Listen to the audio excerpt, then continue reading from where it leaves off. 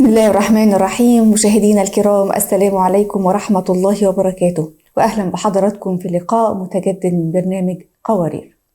بنسمع كتير مقولة إن شهر رمضان الكريم هو شهر التغيير، وإن أي حد عايز يغير نفسه أو يغير أي صفة سيئة فيه ويكتسب صفة جميلة وصفة حسنة عليه بشهر رمضان الكريم. طيب التغيير بيكون في إيه؟ بداية من نمط الحياة الأسري اللي بتجتمع الأسرة على الإفطار وبتجتمع على السحور، مرورا زي ما قلت بمحاولة تغيير بعض الصفات أو العادات السيئة أو الإقلاع عن بعض المعاصي عافانا الله وإياكم، مرورا طبعا إلى الجانب التعبدي والجانب الإيماني والروحي، وهو الأكثر في شهر رمضان الكريم. بيكون فيه جهاد للنفس في شهر رمضان إن احنا نقدر نغير أنفسنا إيمانيا وتعبديا إلى الأفضل. للأسف الشديد في كتير من الناس بتنظر لرمضان إنه شهر التغيير، ولكن هم بيحصل عندهم حالة من الإحباط لأن هم مش قادرين يغيروا نفسهم أو مش قادرين يكون عندهم توازن ما بين الحالة التعبدية وما بين أمور البيت وأمور الأسرة والأمور الدنيوية المعروفة، خصوصا النساء بنلاقي عندها صعوبة في تحقيق التوازن ده، مشغولة جدا في البيت، كثرة العزائم، كثرة الاهتمام بالاستعداد للعيد، وهي بتعمل ايه علشان تستعد في العيد. فاحنا بنلاقي عدد كبير من الايام في شهر رمضان الكريم ممكن تكون هي بيضيع منها غصب عنها نظرا لعدم قدرتها على ادارة وقتها وفي التوازن ما بين العبادة وما بين الامور الخاصة بالبيت. بعض الناس بنلاقيها اتشغلت في السوشيال ميديا واشتغلت في التلفزيون واللي بيطلق عليه الموسم الرمضاني للأسف الشديد، والشياطين اللي بيقعدوا يجهزوا فيها قبل رمضان بشهور علشان يشغلوا الناس عنهم. طيب احنا حدثنا النهاردة بإذن الله في حلقة قوارير هنتكلم عن ان رمضان فرصة ذهبية لتحقيق التوازن ما بين الحياة وما بين العبادة وما بين التغيير. ازاي نطلع من رمضان حاسين بتغيير ومش حاسين بإجهاد، لأن كتير من الناس تطلع من رمضان تقول أنا طالع من رمضان أو طالعة من رمضان مجهدة جدا تعبانة جدا، مع إنه المفروض شهر سكينة وراحة وطمأنينة. هترد على كل التساؤلات دي وهتساعدنا في التغيير بإذن الله تعالى في استغلال شهر رمضان الكريم في التغيير الأستاذة أمال عبد القادر، ماجستير في التعليم والمتخصصة في تطوير الذات واللايف كوتش. أهلا ومرحبا يا أستاذة أمال، وكل عام وحضرتك بخير. أهلا وسهلا بك أستاذة ندى، وكل سنة وأنت طيبة إن شاء الله، ومتابعاتك وجميع الأمة الإسلامية يا رب إن شاء الله. اللهم أمين، وحضرتك بألف صحة وسلامة يا رب. بداية خلينا نتكلم عن ليه بنفقد التوازن في شهر رمضان الكريم عند البعض وليس الكل. بيحس انه فاقد التوازن، مش قادر يوازن ما بين العبادة والبيت والأولاد والعمل، مفيش توازن. صحيح. سبحان الله، يعني رمضان يدخل علينا برحماته ونفحاته وببركاته، فبنكون إحنا يعني حتى قبل ما يدخل علينا رمضان نكون متحمسين بزيادة، فتلاقينا نحط لنفسنا توقعات عالية جدا، نتخيل إنه ما شاء الله حأقوم كل ليلة وحقرأ قرآن يوميا، مثلا 2 3 أجزاء 5 أجزاء. فبنعمل يعني بنقابل الواقع اللي هو زي ما حضرتك ذكرتي، الأم المشغولة بأبنائها، بالعزائم، بأهلها، أو المرأة العاملة اللي عندها وقت طويل بتقضيه في العمل، بتقابل هذا الواقع بأحلام وبرؤى تكون عالية تفوق الحقيقة أو أرض الواقع يعني. فتلاقيها تصطدم بهذا الواقع. وسبحان الله كل سنة بنقع في هذا المأزق، يعني إنه كل سنة بندخل رمضان ونحن مرة متحمسين وفي بالنا أشياء كثيرة نعملها، بس بنصطدم بالأمور اللي بتحصل معنا في البيت أو في الأسرة أو في العمل، وبالضغوطات الخارجية اللي بتصير معنا. زائدا عندنا مشكلة الإرهاق الجسدي. سبحان الله إحنا الآن أهو في رمضان يعني السهر بيكون كثير، سواء كان في العزائم أو كان مثلا في الطلعات، كان في مناسبات، في سهر. يعني الليل اللي المفروض إنه سكن ونوم بنقضيه في مشاغل أخرى دنيوية.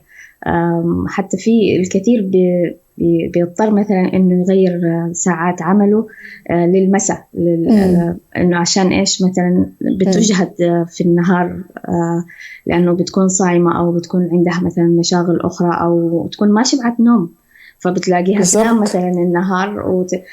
عكسنا الآية، شايفة؟ فالجسد يعني مبرمج. سبحان الله، الله سبحانه وتعالى خلقنا إنه الليل سكن والنهار معاشة. فهو الليل المفروض نهجد فيه وننام. فقدر المستطاع لو قدرنا مثلا إن ننام في الليل اللي هو مثلا من بعد العشاء والتراويح، خلاص ما في داعي للسهر. ممكن ننام ساعات، وبعدين الساعات الليل يعني توازي الساعة، توازي تقريبا ساعتين في جودتها، يعني في جودة النوم في ساعتين في النهار. ولو قدرنا مثلا نضبط ساعات الليل ننام فيها عدد ساعات معقول، خلينا نقول 4 ساعات، ونقوم بعدين لقيام الليل أو للسحور أو للفجر. أيوة. بنعوض نفسنا الإجهاد، الإرهاق الجسدي أو الإجهاد الجسدي اللي يعني بنتعب جسدنا به. فبالتالي ما حيكون في موضوع الإرهاق الجسدي.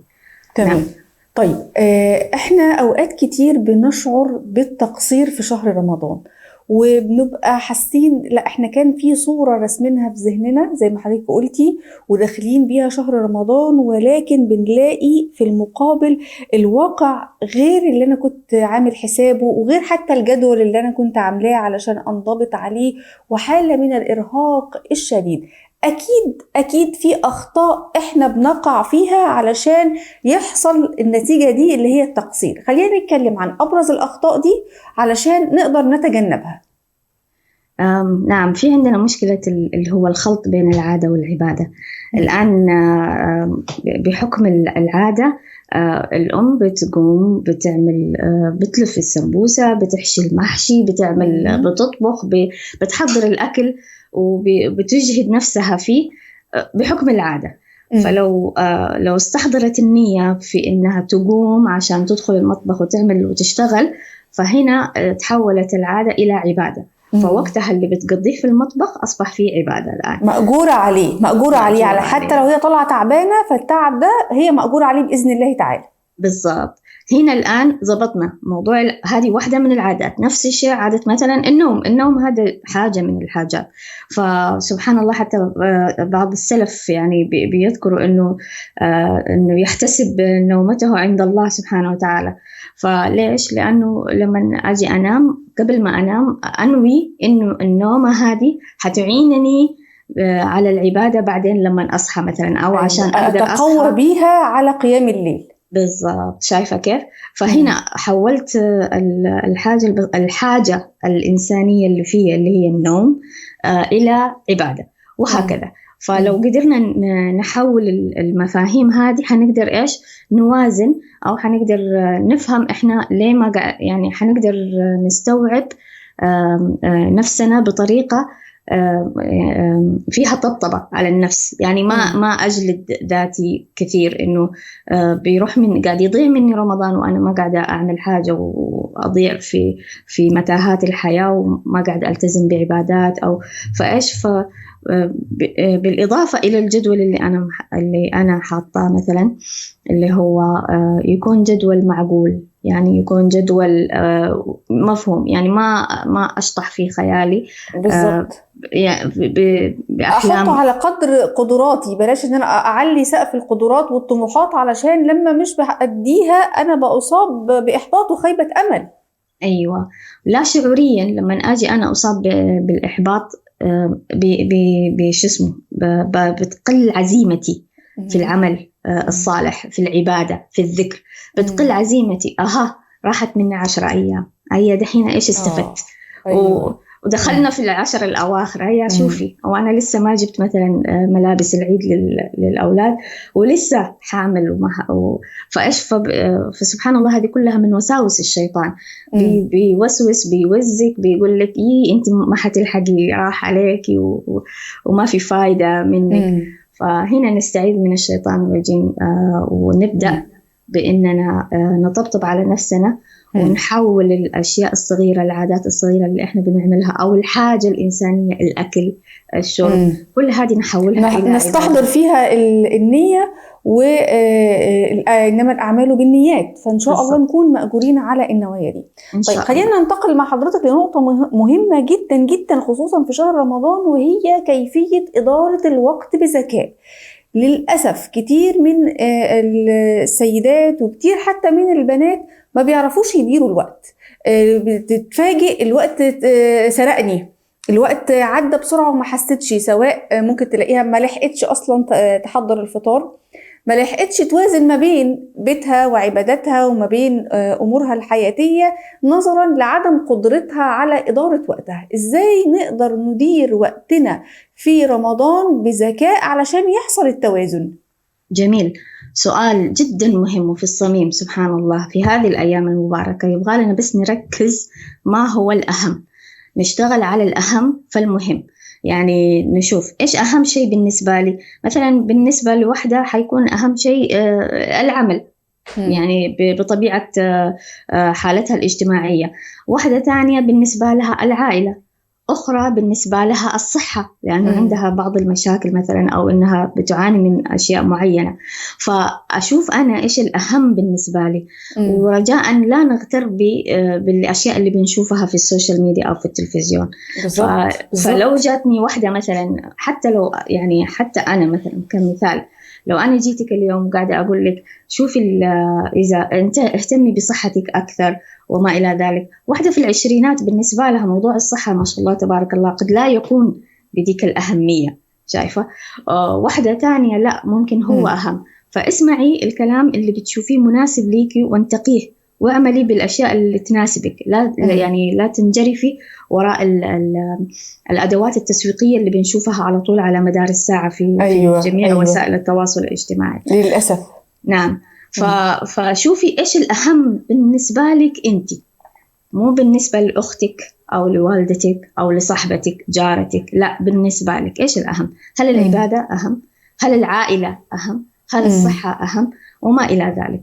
طيب بعد ما تشوفي إيش الأهم، ركزي على إيش الأشياء اللي أنا أقدر أستغني عنها. فكري فيها شوية كده، تأملي الأشياء اللي أقدر أستغني عنها. بالنسبة لي شخصياً من الآخر، أنا أحب يجي رمضان حتى أستغني استغناء تام عن السوشيال ميديا، وسائل التواصل الاجتماعي. دي نقطة مهمة جدا جدا، وعايزة حضرتك بقى تأكد لنا عليها وتقول لنا الطريقة اللي نقدر يا إما نستغني عن السوشيال ميديا أو نقلل منها، لأن في ناس هو عملها كله على السوشيال ميديا. فعايزين طريقة بقى، بما إننا بنتكلم عن التغيير، إزاي نتحكم في أنفسنا ونبعد عن السوشيال ميديا ونقلل منها، لأن زي ما قلت في البداية الموسم الرمضاني للأسف في التلفزيون وعلى السوشيال ميديا. مزبوط. هو سواء التلفزيون أو السوشيال ميديا، إذا كان يعني هذا مجال عملي، مصدر رزقي، فللأسف أنا ما حقدر أستغنى عنه استغناء تام، إلا إذا عندي مثلا باك اب بلان، يعني عندي مثلا خطة بديلة، أو أنا مثلا عاملة حسابي على أشياء معينة أنزلها في رمضان مثلا، من غير ما إني أنا يعني أشتغل عليه حتى ما يأخذ من وقتي. طيب، فهذه واحدة من الأشياء. أما واحدة ثانية مثلا لا تعتمد في حياتها على كأنه مصدر، فهو ليس مصدر رزق بالنسبة لها السوشيال ميديا أو التلفزيون، فبالتالي يعني ما هو مسألة حياة أو موت، ما هو مسألة بالضبط، هو مجرد حاجة بتتسلى عليها، بتفضل من ريل لريل وبتقضي ساعات طويلة. نعم. فهذه المفروض إنها يعني تقرر القرار الأصح والأنسب لها، إن سواء كان عن الاستغناء التام لل30 يوم. هم 30 يوم يعني سبحان الله، هي شوفي وبتعدي بسرعة جدا، وكله من عمرنا سبحان الله. فإذا فكرتي فيها بأنه لا، أنا 30 يوم هذه حأصوم عن السوشيال ميديا أو حأصوم عن التلفزيون، فهنا أنت ريحتي نفسك أولا لأنك اشتغلتي ذهنيا على الموضوع. طيب، وتيجي تطبقي عمليا. لما تيجي تطبقي أول شيء بتسويه إنك تشيلي وسائل التواصل الاجتماعي، هذه الأيقونات أو التطبيقات من الشاشة، من هذا تشيليها تماما، خليها في الملفات الخلفية مثلا في الجهاز، بحيث إنها ما تكون قدامك. أيوه. وتوقفي كل النوتيفيكيشنز اللي هو الإشعارات اللي بتيجي كلها، وقفيها. مجرد ما تعملي هذا الشيء ما حتلاقيه قدامك، فبالتالي ما حيجي كل شوية يجيك إشعار فلانة عملت لك لايك، فلانة أيوة فلانة ردت على تعليق، فبتخشي تشوفي هي ردت قالت إيه وأرد عليها، ودوامة طويلة. بالضبط. فهنا أنت ريحتي نفسك، أول شيء شلتي بعدتي من قدامك، شايفة؟ واستعيني بالله دائما، استعيني بالله في الأمور هذه، لأنه سبحان الله من غير قوتك الداخلية وقبلها اللي هو الاستعانة بالله سبحان الله ما حتقدري تمشي في هذه الخطوات. نعم. طيب، خلينا نتكلم بقى على نقطة مهمة، وهي استثمار رمضان في التغيير الشخصي. اللي احنا كنا بنتكلم في البداية عن ان رمضان شهر التغيير، ازاي نخرج من شهر رمضان الكريم بنسخة أفضل من أنفسنا؟ جميل. اعتبري رمضان هذه دورة تدريبية، ورشة عمل، وركشوب، ومجانا ما شاء الله تبارك الله. لا، وعليه بونس اللي هو الحوافز، وعليه عوائد كثيرة جدا. طبعا في مكافآت، والمكافأة مش زيها بالضبط، ده ب10 أمثالها كمان. بالضبط. فكري فيها بهذا الشكل، فكري إنه عندك كل الوسائل المتاحة إنك تقتنصي الأيام هذه بكل شيء يعني خير، وبكل عمل صالح. فلما نقول كل عمل صالح ليس فقط اللي هو الصلاة والذكر والقرآن، في أعمال كثيرة، الصدقة، العمل الخيري التطوعي، الدعاء للآخرين، أشياء كثيرة. يعني سبحان الله الدين هذا يسر مليان خير.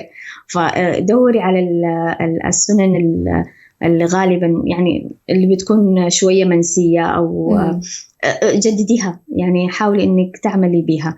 ومن أهم الأشياء برضو اللي حتساعدك اللي هو التقليل من وقت الهاتف، سواء كان اتصالات، واتساب.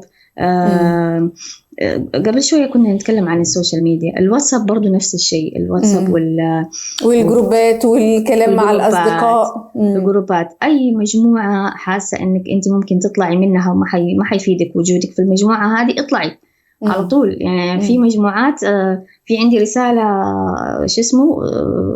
فورم كده، فورمات رسالة اللي هو دخل رمضان وأنا أعتذر وأشوفكم على خير وكل عام وأنتم بخير، بأرسلها في بداية قبل رمضان عشان أطلع قبل الخروج من أي جروب علشان محدش يزعل. أيوة.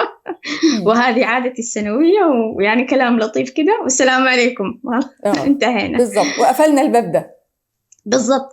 فهو خلاص، وتصبح عادة عندك، يعني وتتشوقي لها. على فكرة كل سنة تتمني متى يجي رمضان عشان أطلع من الزحمة اللي أنا فيها، من الزحمة والدوشة، لأنه أشياء كثيرة سبحان الله في نفس الوقت. نعم. وتحديد. اتفضلي. تحديد إيه؟ تحديد عادة واحدة. لو جينا تكلمنا عن استثمار رمضان في التغيير، تحديد عادة واحدة إيجابية تستمري عليها وتكون تلازمك حتى بعد رمضان. يعني عشان إيش تكون عادة واحدة سهلة. حتى نقدر نقول إنه والله بعد رمضان هذا ما شاء الله تبارك الله أنا صرت شخصية مختلفة عن قبل رمضان. نعم. طب دي نقطة مهمة جدا جدا يا أستاذة أمال، حابين نختم بيها معاكي.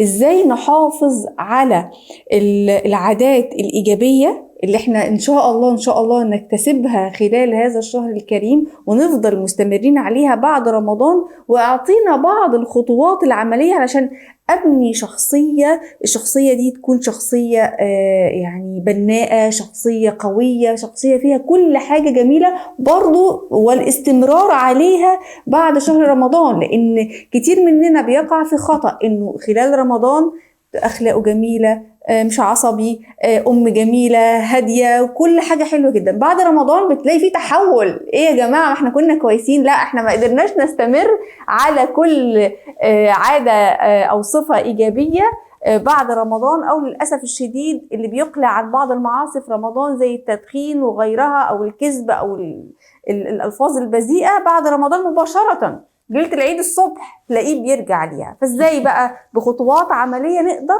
ننضبط على كل هذه العادات الإيجابية اللي احنا أخدناها في رمضان؟ صحيح. سبحان الله، احنا مع الحماس ونشتغل ونشد حيلنا ونكون مبسوطين جدا بالتغيير اللي قاعدين نعمله. طيب بس خلينا نحط في بالنا نقطة مرة مهمة، إنه دائما في وسوسة للشيطان. أكيد. دائما في عوامل اجتماعية حوالينا، في المجتمع، في حنرجع لوسائل التواصل الاجتماعي مرة تانية بعد رمضان، حنرجع أيوة. مثلا للتلفزيون، حنرجع للحياة والمجتمع اللي كان قبل رمضان، اللي إحنا جينا رمضان الدورة هذه أو الورشة العمل في رمضان هذه جينا عشان نغيره. فإحنا قاعد يعني حنرجع للمربع الأول بعد رمضان. طيب لو أنا حاطة في بالي النقطة هذه، حاجي على نفسي شوية كده وأشتغل على عادة واحدة أمسكها فيها. هل هي عادة جيدة أو عادة سيئة؟ حتخلص منها. إذا هي عادة جيدة حأستمر عليها، ححاول إني أشتغل عليها، أركز فيها، أطبقها تدريجيا في خلال رمضان وأستمر عليها، وما تكون شيء صعب إني ما أقدر أستمر عليه بعد رمضان. أنا عارفة نفسي وعارفة أنا مين وعارفة أنا إيش كنت قبل رمضان وإيش قاعدة أصير الآن في رمضان. إذا بعد رمضان كيف ممكن أصير؟ طيب أكون لطيفة مع نفسي وأشتغل على هذه العادة بشويش وأطبقها شوية شوية، وما في داعي إني أعلن رجاء، يعني ما في داعي أقول لكل البشر يا جماعة أنا مثلا أنا في رمضان عملت كذا، أو ختمت القرآن كم مرة، أو خدت عادات، اكتسبت عادات إيجابية وأقلعت عن السلبية. بنعمل نشرة جوية كده. وللأسف احنا كنا تحدثنا سابقا إن حتى العبادات لما بنتكلم عنها للأسف الشديد البعض يعني بتكون القلوب يعني مش صافية قوي، أو ممكن ما بيغبطش، هو ممكن يحسد فتلاقيك ما قدرتش تستمر عليها وتوقفي وما حتفهمي إيش اللي صاير معاكي. أيوه. يعني شيء غريب، لأنه أنا كل ما قلت أنا خلاص بدأت أقوم الليل وأنا طيب ما أنا كذا، يعني أنا ما ضمنت الأخير أو ما ضمنت النهاية، أنا ما ضمنت الجنة سبحان الله حتى أجي أتباهى الآن. فلما أجي أتكلم وأتباهى وأنا مبسوطة على نفسي، ويمكن يكون يعني نيتي طيبة بحيث إني أشجع الآخرين، ما في داعي أقول التفاصيل هذه. أجي يعني أحاول إني أخلي الموضوع بيني وبين ربنا، يعني والله سبحانه وتعالى عالم بكل شيء. وأمسك العادة اللطيفة اللي بدأتها بذرة أسقيها في رمضان، وأستمر بسقيها وريها وأهتم فيها وأرعاها لين إن شاء الله يعني تكون عادة أصيلة فيها، وهكذا. وإذا كانت عادة سيئة نفس الشيء، أتخلص منها شوية شوية، مثلا زي المبتلين بالتدخين وغيره، فأتخلص منها شوية شوية وما أعلن وما أتكلم، لكن أخليها بيني وبين ربنا وأخلص النية في هذا الشيء. أكيد. بشكر حضرتك في النهاية الأستاذة أمال عبد القادر جوهر، ماجستير في التعليم ومتخصصة في تطوير الذات واللايف كوتش. شكرا جزيلا على وجودك معنا وعلى هذا الطرح المميز. تقبل الله منا ومنكم صالح الأعمال والطاعات والعبادات، ونسأل الله سبحانه وتعالى أن يعيننا على ذكره وشكره وحسن عبادته. شهر رمضان كل دقيقة فيه غالية، كل دقيقة فيه أغلى من الذهب نفسه، فنستثمرها استثمار جيد في كل شيء، ونحاول نوازن ما بين طاعتنا وعباداتنا وما بين حياتنا، ونخلص النية لله سبحانه وتعالى، خصوصا النساء اللي بيجهدوا وبيتعبوا فعلا في شهر رمضان، ان احنا ناخد الأجر بإفطار الصائم وحسن التبعل ورعاية الأبناء، وإن شاء الله نكون مأجورين على كل هذا التعب والإرهاق. انتهت حلقة قوارير اليوم، وإلى أن نلقاكم نترككم في رعاية الله وأمنه، والسلام عليكم ورحمة الله وبركاته.